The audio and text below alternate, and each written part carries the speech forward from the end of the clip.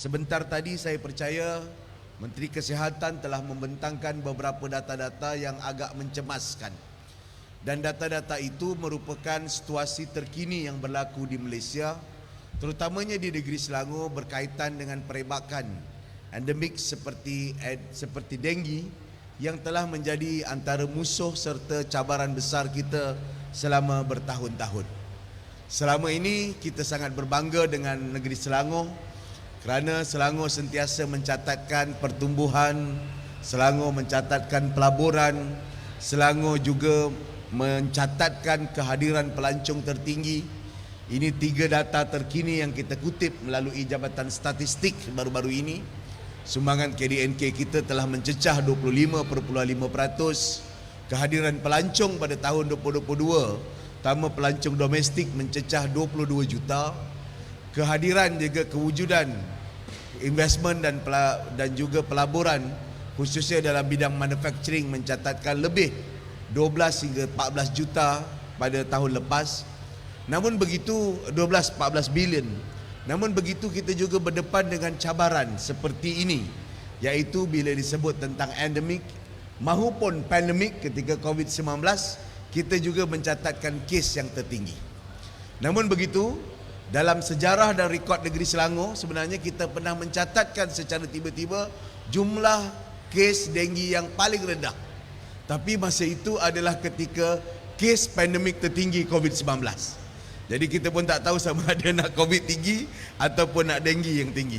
Ini mungkin situasi yang agak mencabar kepada kita kerana kita menyedari bahawa pada waktu ini isunya sebagaimana yang disebut oleh Dr. Zaleha sebentar tadi, bukan lagi menumpu dan juga mengembangkan pusat kesihatan dan juga hospital dalam menangani pandemik ataupun epidemik seperti denggi.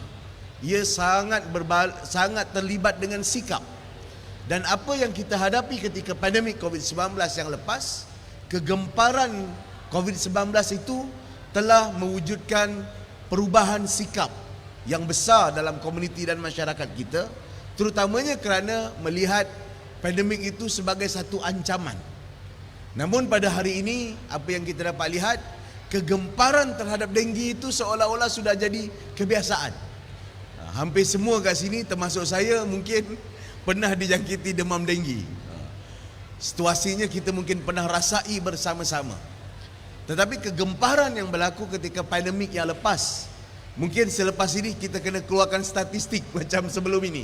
Ketika pandemik, hari ini berapa meninggal, hari ini berapa yang dapat sakit, hari ini berapa kes di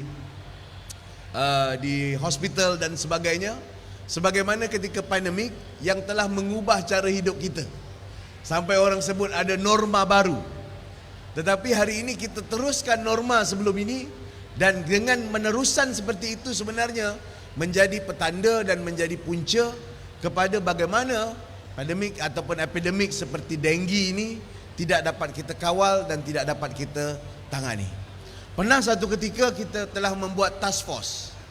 Task force itu sedikit berjaya kerana pada waktu tersebut kita berjaya turun ke sekolah, dan di sekolah merupakan di antara kawasan yang menjadi tempat perebakan. Kerana di sana terdapat takungan-takungan dan kita turun ke sekolah. Namun bila kita turun ke sekolah sebenarnya ia membantu juga, kerana anak-anak yang pulang daripada sekolah telah selalu bercakap dengan ibu bapa dia, dan ibu bapa juga berubah pada hujung minggu ataupun 5 minit setiap minggu untuk melakukan program pembersihan dan juga mengurangkan risiko-risiko kawasan di tempat denggi dan sebagainya. Jadi saudara-saudari, tuan-tuan yang saya kasih sekalian, sebenarnya pada hari ini saya percaya bahawa Madani Afiat adalah satu langkah baru ke hadapan yang telah diketengahkan oleh Kementerian Kesihatan demi menangani dan berdepan dengan NCD ataupun non-communicable disease yang sentiasa menjadi satu cabaran besar kepada kita.